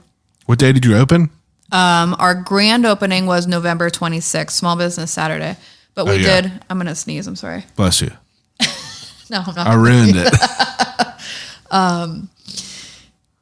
November 26th was our grand opening to the public. We did 4 soft openings before that. So we did 2 days of family and friends, and then we did 2 days of local Northside people. Yeah. Where we mailed out these like postcard things to like all the residents in the Northside that was like, come check us out. We're here. That's cool. Get a discount while you can. But yeah, we officially opened on Small Business Saturday. And, you know, the night before that, I was like, I have no idea what's going to happen. I was, you know, because I have a lot of followers on Instagram and Facebook, and that doesn't necessarily translate into people coming out and supporting you. That's a good point. You know, that's a fair point. You know, 500 people might have liked the post, but I might see 2 of them in real life. Yeah. So I was nervous. I was like, I had my expectations low. I was like, if I see 10 people tomorrow, I'm going to be happy. Yeah. We had a line. Yeah, it was there were still crazy. people pouring in whenever we were there, and we were there like towards the end of the night. Yeah. Like I think you were not there. It was just Anna. Anna was there, yeah. And it was right whenever the coffee truck was about to close up. Okay. And there was still, you know, a full group of people in there. It was so cool to see. Yeah, like how do really you was. like what was your mindset like after that? At the end of that day, we were just like, wow. Yeah, I was ecstatic. I was like, we did it, you know, we're here. People know that we're here. Yeah. And it's only going to get better. Yeah. Like it's only going to grow, and, you know, I want to become like a Pittsburgh, I want to be like a Pittsburgh institution, you know, like this is where we get our candles. We've been getting them there for years. 100%. You know what I mean? Like it's really cool to think about in like 10 years where we're going to be, or 15 years, or, you know. Yeah, like what are your goals? Obviously you can't really have goals now because your goal, you just got to a huge goal. Yeah, and that's kind of it. It's January is way slower than December, obviously. So we're kind of now just sitting down and thinking about like, regrouping. Okay, like what collections do we want to launch this year? What are we pulling off the shelves? What are we, you know, things that you do when you have a store that I've never had to do before. Do you have more than one person now? It's just me and Anna. Okay. I have a How do you know her? Anna, I met through my friend Jess, who owns OC Glass. She does like stained glass. Do you know her? I see all the stuff that Anna posts of hers. So that's our mutual friend. And Anna actually reached out to Jess and said, hey, I saw your friend Kayla's opening up this store. If she needs any help, let me know. And I was like, how perfect is this? I fuck with Anna heavy. Yeah, she's really, really. She's been on here, kills it, and pretty much everything. Got chickens. What more can you want? She gave me a dozen eggs the other day when I came How into work. good were they? I was like, Anna, you have to stop spoiling me. She is the best thing that could have ever. And I'm not like just saying this because you know her. Yeah. She's the best thing that could have happened to me while opening this store. Yeah. She has been like phenomenal. She is willing. And, as a boss, it's different, like being her friend and being her boss are two different things because I'm like, I can't just text her at midnight about an idea that I have. Like it's rude of 100%. me to do. Well, that's good that you know that because sometimes that line gets blurred. Yes. And I try to communicate with her and I say, Anna, if I'm ever overstepping a line, you just tell me. I'm not going to care because I'll keep going, I'll just talk to you like we're friends. Yeah, you can't fix what I don't know. Yeah. So you have to just tell me if I'm overstepping a line. And she absolutely loves it. She's planning her wedding. She texts me, do you like this option or this option? And it's just kind of like a cool relationship that we're building. And I couldn't be more thankful, really. Yeah, it's great. It's great. You got a cool vibe over there for sure. Yeah. Now I'm curious about do you guys carry other stuff that's not necessarily yours, right? We do. Yeah. Okay. Yeah. Yeah. So we have other gifty stuff. Obviously we make all the candles and then we also have soap. We have 10 different kinds of soap. I was trying to remember what I saw in there. Yeah, so we have matches, we have drink kits, we have stained glass pieces. We do. We have stuff from Pittsburgh Honey, which we have their hot mustard, their hot honey. We Had have her on here before. Yeah, we have their little bear honeys are so cute. We have stuff from Garbella, Pittsburgh Pride mugs, and little pins and stickers. A lot of cool stuff. Yeah, it's a cool shop to come check out because it's not just candles. I kind of like to say it's like a one-stop shop if you're on your way to a party and you need a gift too. Yeah, it's a gift. That's exactly what it is. You can go there and you could find a gift because that's what we came there for. We were getting Christmas gifts for sure. Yeah, and we ended up keeping all of them and getting people other shit because they were great. Now I'm curious, what is it your idea with the whole ideas with the matches and stuff? Are you I was like, what are you pointing at? Yeah, I don't know why I pointed at that so randomly, the matches behind you. And the reason I ask that, it might be a weird question, but it's I feel like that's a good sign of a business person. You're a good marketer, upseller type of thing. Is that the intention, to come up with not necessarily ideas to upsell people, but just ideas that fit in the space that can expand the brand into something beyond just candles? Yeah, so that was always an idea that I had was okay, candles are going to get old.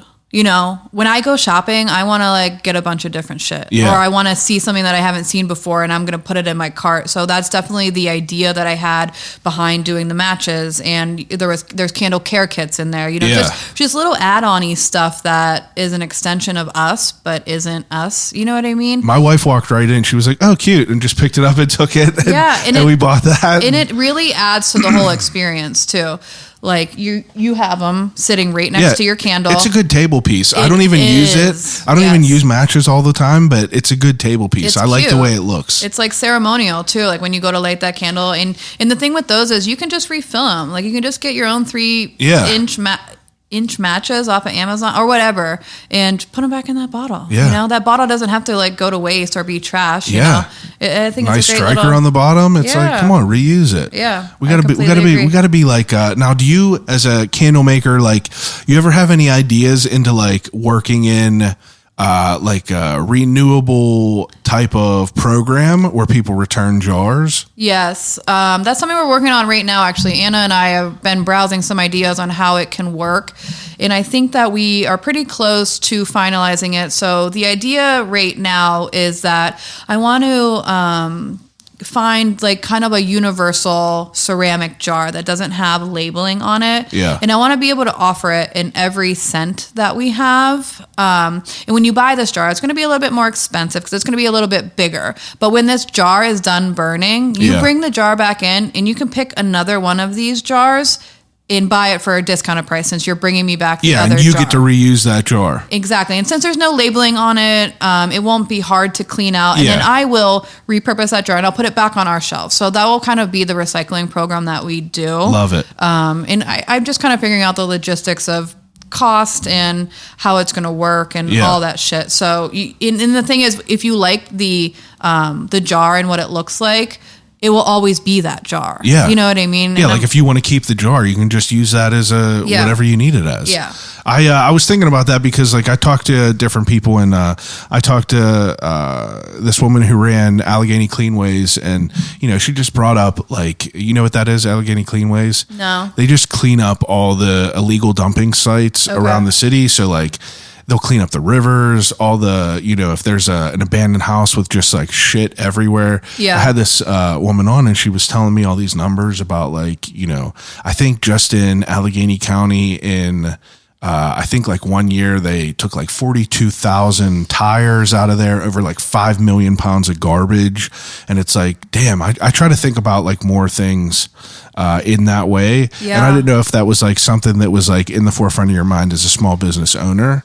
Yeah. And that's cool to hear that you guys are like kind of working in that program because I always figured like, why wouldn't it? And what made me think of that is like whenever you have like an olive oil bottle and you can go back into like PenMac and like fill up your olive oil and shit like that. Yeah.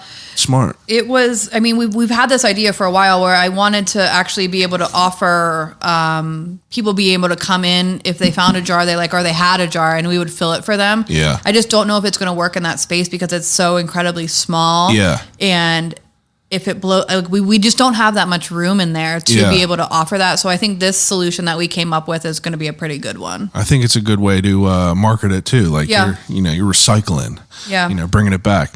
Everyone likes to buy shit from a discount, obviously. Yeah. Now, you guys also offer some events. Yes, yes. Talk to me about the events. So we do, our most popular one is called Wicks and Sips that we do. We've done it at Brewdog for over a year now, where you come, you buy a ticket online and you come, you get a table and you get a flight of beer. With that flight of beer, the candle scents are inspired by it. So summertime is going to be summery, summer beers, wintry, same thing. You enjoy your beers, you come up, you smell the candle oils and you make a candle. You go back, you have your dinner, enjoy your beers. And then by the time you're done doing that, your candle's ready to take home with you. So you're getting some beers, you get to make a candle, you get to have dinner. And then, it's like a fun little date night. But this year we're doing it at a couple of different breweries. We're doing one at Sly Fox on Friday the 20th. And then we're doing one at Dancing Gnome, which is going to be pretty dope. And then we're doing a Galentine's Day one at Cinderlands in the Strip. Love it. So, they're really fun. It's a fun way to meet new customers, too. It's a fun way to, tell people where we're at and what we're doing and all that shit. So, all that good stuff. And then, we also do next year, I think we're going to try to do some more outdoor markets. Yeah. Downtown. You do any events in the store? Did I see that you guys did something in the store? No, I don't think so. I don't know what I was looking at. I want to be able to offer private, candle making classes. They'd be a perfect thing for a bachelorette party. 100%. Really 10 girls just in there. We can make cocktails. We can do whatever. What is that? Just girls? I'm trying to go make some candles. No, you're not. No, I'm kidding. Now, what is this might be weird, but is there any brands that you wanted to collaborate with? If you had an ideal brand?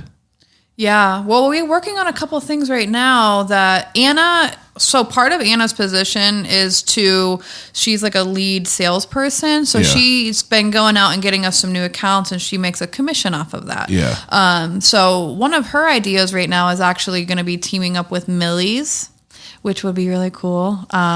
We pitched a candle to them that was a cinnamon vanilla-y type candle, and it smells just like the waffle cones, basically. Yeah. When you walk in there and fresh waffle cones are getting made, it smells so good. Amen. So that's one collab that I'm really hoping that we do get. We're just waiting to hear back from them, but Chad listens to this. He'll be listening to this episode. Oh, he's hey, a big fan. Yeah. Hey, Chad. Hey, Chad. Check your email. Yeah. Check your email. Come on, Chad. Let's all work together, baby. Yeah. So that's Anna's deal that she's working on right now. So I saw you're doing like other branded candles. Yeah. I mean, it's such a cool thing to have in your space. You know, when you own a small salon, it's something, it's a branded thing that people want to take home and they actually use. I'm about to definitely talk to you about this. Yeah. I've gotten candles done before. Yeah. And I had them, and that was like 3 years ago maybe, but I'm gonna have to try to get some done. Yeah. You know, I like doing the podcast. Yeah. Get some podcast candles going. Hey, it's not a bad gift. Also, like, we get a bunch of realtors too. They're great, like, thank you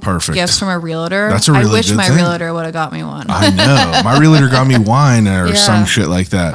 Haven't drank wine ever. Yeah, right. But is there anything else you think I forgot about this store? Anything on your bullet points that you brought? My list. I love that you were like, I'm going to bring some talking I didn't even points. look at it either. Well, that's a good tell of a conversation. Ooh, yeah. We're going to do, okay, so you know how we have that giant parking lot? Yeah. In the summer, we're working on doing a 12-week food truck series. So every Saturday, we're going to host a different food truck in that parking lot, just to kind of bring people over to the north side, bring people over to that parking lot. They get that amazing view of the city. They can come check out our store. Love it. And yeah, it's going to be a cool thing that we're working on. The parking lot is like really like the most perfect, you know, your situation over there is the most perfect it could be. Yeah. Really is enough room for everyone to just be there. It's not too crowded, and it's good. I agree. It's super easy to get to. But yeah, no, I don't think I missed anything. All right. Nope. You want to go through the gauntlet now? The ending segment that I do with everyone is an ending segment called Desert Island Questions. Oh God, what if I fail? So Desert Island Questions, whenever I give each guest 3 categories to take with them on a desert island and use until they starve to death and die. So the first category is 3 movies to take with you on a desert island to watch over and over and over again for the rest of your life till you starve to death and die. So 3 of your favorites. Okay. Definitely Train Spotting. I think it's like from 94. That's one of my favorite movies of all time. Baby in a Toilet. Yeah. I'm hip. Is that really a favorite? Like you would just watch it over and over? I've seen it like 1,000 times. I get it. I feel like it'd be like if someone was like, I'm going to bring Gummo or Kids on there and like you're going to just I don't watch know. these. It's one of my movies I know, that I grew up with. That's good. I won't judge. I won't judge. Probably 28 Days Later. Same. Danny Boyle is the director of that too. Love it. And then maybe like some Batman movie, maybe like The Dark Knight or something like that. Can't beat that. Yeah, I could watch those like on repeat. And like I'm talking like 100 times over. Those are. I probably align with those more than like a lot of what people choose. And I'm thinking like those are really good choices. Train Spotting, Dark Knight. And what did you say for the second one? 28 Days Later. 28 Days Later. You got your little zombie movie in there. Second best zombie movie ever made. What's the first? It was for a long time. I would always say 28 Days Later, but I recently watched Train to Busan. Have you seen that? No. Man, it's a Korean zombie movie, and it's the most fucking insane thing ever. What's it on? It might be on Netflix. Train to Busan. Train to Busan. It's on subtitles. You gotta read subtitles, but it is. You ever see Parasite? The movie Parasite? No, I didn't. It's been on my list for a while. Well, the kid that's in that is in Train to Busan, but this movie is, and I'm a 28 Days Later stan for sure. Okay. And I think that this is even better than that. Just because of the environment. They're stuck on a fucking train. Okay, and I gotta watch it. It's so good. Are you a big horror fan? No, I hate them actually. Oh, wow. I'm scared of them. Nice. If I'm being honest. Where does the zombie love come in? I don't know. It's been since I was like in high school. We would always like fantasize about what we would do if there was a zombie apocalypse. And like we like would write in our journals about it, and like it was a whole thing. I think I still have one at my house actually called Our Zombie Journal. And that's perfect. It has like advice in it. Like that's what me and my brother would do when we would walk our dog. He would be like, "What would you do right now?" Yep. And I'd be like, "I would run on that porch, grab that planter, and I'd be swinging away." I love it. Yeah, that's good stuff. I do that shit all the time. But I'm like in PNC Park, like, okay, yeah, where am I going to go? I'm going to slide down that escalator. I'll be right out of this place. Got to be prepared. Yeah. Okay. Second category. Do you read? Not really. Okay. Now, if I had to throw a wrench in things, what would be your 3 favorite candles that you make? Ooh, yeah. My top right now is rosemary and fig. Ugh. That's what I have in my house. It's a good one. We just got done with that. Yeah, that one's so good. I really like the banana bread that you have going right now. If you like warmer scents, which I do sometimes. I'm more of like an herby, like fresh person rather than baked goods. I would say my last one would probably be the black amber that we have in the Shine series. That's a really good, like spicy, wintry one. Those would probably be my top 3 right now. This moss and black coral, this is a good one. Isn't that good? Yeah, it's good for the bath. Like I like it for anywhere, but I think it's really good for these are all great. All 3 of these are pretty great. The Downtown is pretty great. Mm-hmm. It's kind of similar to the bathroom burner. But this has like more of like a, I don't know how to describe it. I'm never good at describing candles or scents or flavors. And I own a candle store. That's all right. Okay, so that's good. The third category, 3 CDs. So you get an anti-skip Walkman, 3 CDs. That's it. Okay. Definitely The Strokes. Is This It? I think that's the album that I really like. That's hard. Probably like one of the early Nows, like Now 5. I just saw the other day that said, this is when you know you're old. And I think it was like Now 86. Oh my God. Hold on. I got to look. You're kidding. What Now are we on?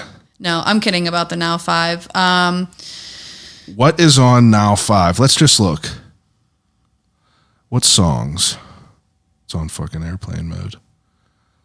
I'm curious now that you said that. Now that's what I call music 5. Track listing. It's Gonna Be Me by NSYNC. Oh, God. Give Me Just One Night, 98 Degrees. Jumpin', Destiny's Child. Don't Think I'm Not, Candy. I Think I'm in Love with You, Jessica Simpson. Faded. Shake It Fast, Mystical. Come on. Aaron's Party. Shout out, R.I.P. Lucky, Britney Spears. Show Me the Meaning of Being Lonely, Backstreet Boys. This was a good one. Incomplete, Cisco. Come on. Okay, maybe I take it back. Kryptonite, 3 Doors Down. Maybe I take it back. No, but I think it's on Now 86. Pretty crazy to think about that. It's like, it's messed up actually that they just haven't stopped. Yeah, we're just old. I would say, okay, maybe like a Lil Wayne mixtape from like when I was in high school. That was like on an actual CD. Yeah. And then probably like something like Limp Bizkit or something. Wow. Yeah, it was completely. Very surprising. Yeah. Did you watch the Woodstock documentary? Yes. How crazy is that? It's like we were just too young to even just. That was like almost like a fever dream, even like thinking about the second Woodstock. It put me in my feels for sure. Yeah, because you're like, imagine how fucking crazy that would be. If it was like 2009 that it happened instead of 1990. Were you a Warped Tour person? Yeah, I did. Okay. Oops, sorry. I did go to Warped Tour a few times. Yeah, amen. Yeah. Okay, third to last question is something called the Death Row meal. So you get an appetizer, a main course, and a dessert. Okay. What would it be? Ooh. Okay. Appetizer, I would definitely do like a nice burrata with some really good focaccia bread that has some sea salt on it and like a balsamic drizzle with some tomatoes. Wow. That actually sounds so good to eat right now. That does sound good. For my main, probably some type of really good, like the first thing that's popping in my head is like General Tso's chicken and That's like fried go-to. rice. Best Chinese food ever made is right over in McMurray. It's called bean curd. Really? Yeah, best around here at least. Maybe I'll pick some up to go after this. You should. It's not far, like 10 minutes away. Bean curd. Yeah. Okay, cool. Dessert, probably like a creme brulee. That's good too. Those are good answers.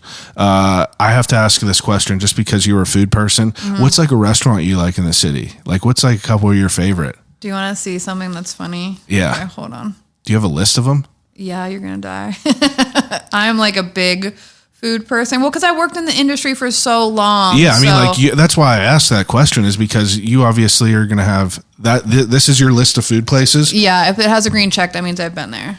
Wow, Gaijin was great. Yeah. I would say Pole Bleu is probably my favorite restaurant. I've never been there. In the city. They have just such amazing French food. Casbah. You ain't been to Yoli's yet? I haven't. Oh, Yoli's. That's like my boy. Is it down here? In Jefferson Hills. Yoli's Cucina is in Jefferson Hills, right Yes. off of 43. He's been on here, did an episode. His name's Ben Bartleson. Amazing. I think I met him actually because he came into my restaurant and tipped me like $100. Yeah, and it was so nice of him. That's my boy. And he's like, I own a restaurant. You should come. You got to add Arlecchino in here, which is right on Route 19, but they're the sister restaurant to Alla Familia. And yeah, Arlecchino. It spells like Arlecchino or whatever, but we just went there 2 nights ago, and it was just fucking amazing. Absolutely amazing. Awesome. Okay, second to last question. If you're getting ready to go on a road trip, you go into a gas station, you pick up a snack, what is it? Beef jerky. What kind? Plain. Bill's, Uncle Bill's. Is that Wild what it is? Bill's. Wild Bill's. Put some respect on his name. Uncle Bill. Sorry. Uncle Bill's jerky. Okay, Wild Bill's beef jerky. That's good. We might have the same answers for all the death row shit. It's like our answers would align for sure. Really? Yeah. Now, this is the most important question. If you, and the last question, if you could have a conversation with anyone alive or dead, who would it be and why? Ooh, Amy Winehouse.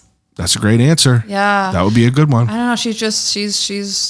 She's one of my people. Yeah. I like her a lot. Just her life and her drug addiction and all of that. It's very her romantic. Sadness and her rise to fame. I would love. I always said if there's one dead person that I could see in concert, I would like sell my kidney to see Amy Winehouse perform in a tiny ass jazz bar. And I want to be sitting at a round table with just only 2 seats at it, and I want to have an ice cold vodka martini while she's like serenading me from on stage. Like I love that you like built the environment. Yeah, there. I mean it would be a whole and I would be front row. Yeah. My table would be the front row.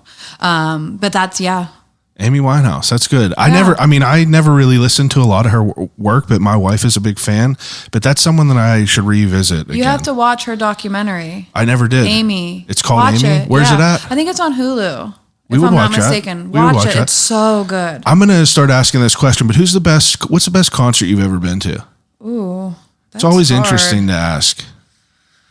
I'm a concert person, but I'm not like a huge. Probably Tyler the Creator. Actually, I saw him in Philly in good. like 2011, 2012. It was just such a crazy. Oh, I bet it would be insane. It also was when he was like not that big. So yeah, whenever it was like the underground type weird shit. The crowd was very like reminded me of going to shows because it was very like moshy. Yeah, and, it's like, the people that knew about it that were like the real fans about it.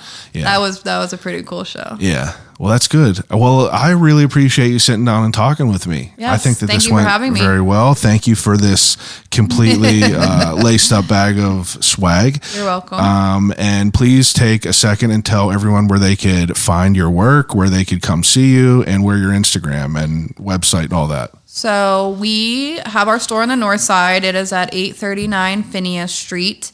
Then it's right off of 28 and 79.